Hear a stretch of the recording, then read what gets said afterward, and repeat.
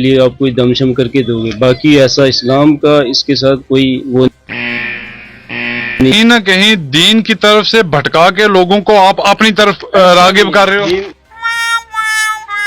ऐसे लोग हैं उसमें एसपी हैं, डीएसपी हैं, जिनको औलाद नहीं या कोई ऐसी परेशानी है, उनको तो मैं कहता हूँ।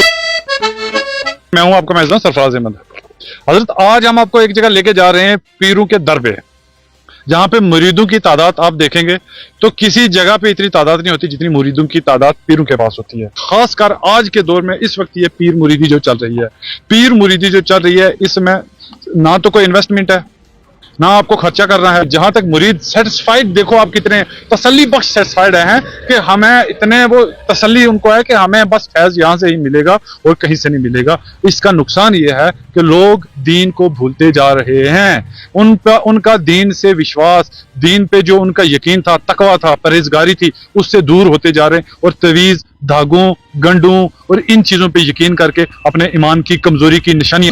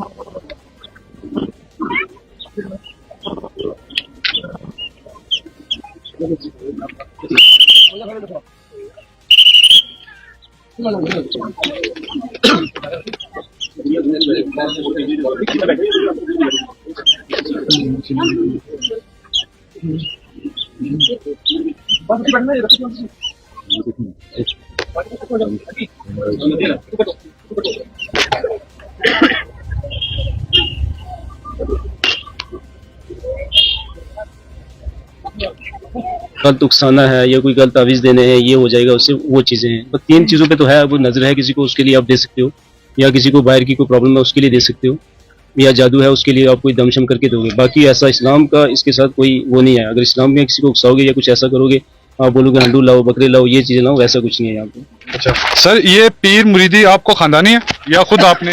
नहीं, खानदानी है, बाप दादा भी ऐसे थे, हम भी हैं उसके बाद, बाकी ये खुद नहीं है। मतलब कि आपके वालिद मोहतरम या उनके वालिद जो थे? दादा थे, वालिद मोहतरम थे, परदादा थे, खुद ये नहीं ये खानदानी है, कोई मेरा ये नहीं है कि मैंने किया है। नहीं, हाल ही तवीज़ धागा करते हो या जो आपसे पहले को वलायत के दर्जे पे थे?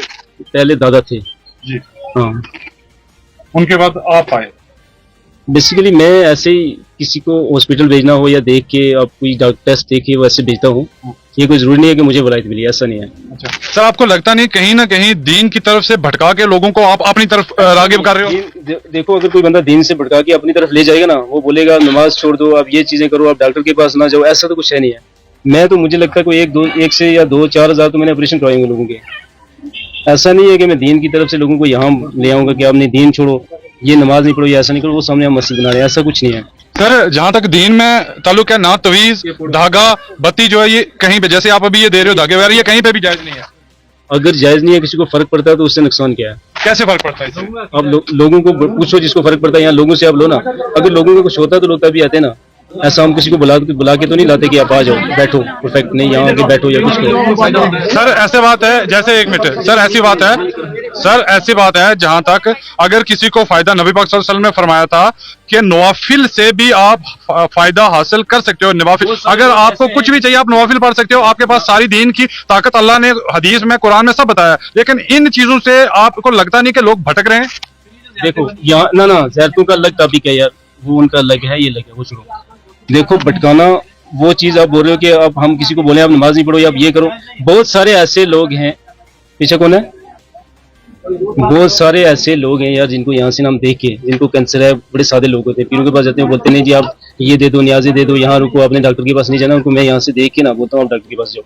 बहुत सारे ऐसे जायज काम भी इसमें होते हैं कि जहाँ पे लोग ना फंसे हुए बेचारे, उनको निकालना, ये भी कोई बुरी बात तो नहीं है ना। टाइम लोग, यानी के कहने का मतलब एक वहम, जो उनको रास्ता नहीं मिलता वो आप उनको बता दीजिए। हाँ, बाकी आप लोगों से पूछ सकते। देखो, जो आपने नवाफिल की बात की ना, एक मिनट, बहुत सारे ऐसे लोग हैं उसमें, एसपी हैं, डीएसपी हैं, जिनको औलाद नहीं या कोई ऐसी परेशानी है, उनको तो मैं कहता हूँ आप 2 नफल पढ़िए, अल्लाह से मांगिए। मांगता तो मैं भी अल्लाह से हूँ ना, डायरेक्ट तो मैंने कहा आपको कि मेरे पास वलायत है, मैं डायरेक्ट दे रहा हूँ, कुछ ऐसा कुछ नहीं है। ये ऐसा भी जैसे औलाद की बात की, औलाद का क्या चक्कर है, कैसे आप औलाद दे सकते हो, आप कैसे नवाफिल पढ़ा के नहीं उनको दे सकते। मतलब कोई अगर आता है ना, देखो साइंस बहुत लंबी चौड़ी चीज है।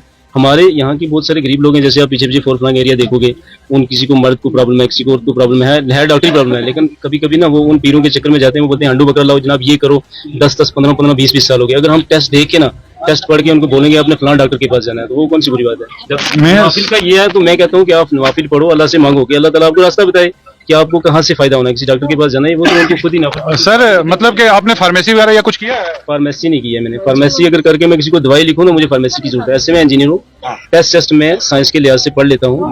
मैं डॉक्टर के पास भेजना हो तो भेज देता हूँ। बाकी आप लोगों से बात करो। इंजीनियरिंग सर किसमें किया आपने? मैं इलेक्ट्रॉनिक में की है मैंने डिप्लोमा, और बीटेक सिविल में हूँ। इलेक्ट्रॉनिक्स में या सिविल में? नहीं, इलेक्ट्रॉनिक में मैंने डिप्लोमा किया है, बीटेक सिविल में। अच्छा, बीटेक सिविल में। हाँ। ठीक है सर, आपके वालिद साहब भी ऐसे थे? चलो शुक्रिया आपसे बात करके। वालिद साहब, हाँ वालिद साहब से दादा थे, ज़ैरत भी है उनकी। बाकी आप लोगों से ले लो। और इसमें आप लोगों को ध्यान से देखना है और हमें बताना है कि हम कहाँ पे गलत हैं और कहाँ पे सही हैं, और ये लोग कहाँ पे गलत हैं और कहाँ पे सही हैं। इससे कम्युनिटी को, इससे कौम को कितना फायदा हो रहा है और कौम को कितना नुकसान हो रहा है। इससे ईमान में कितनी तरक्की हो रही है या ईमान में कितना इजाफा हो रहा है या ईमान में कितनी कमजोरी आ रही है, ये आप लोग हमें जरूर बताएंगे।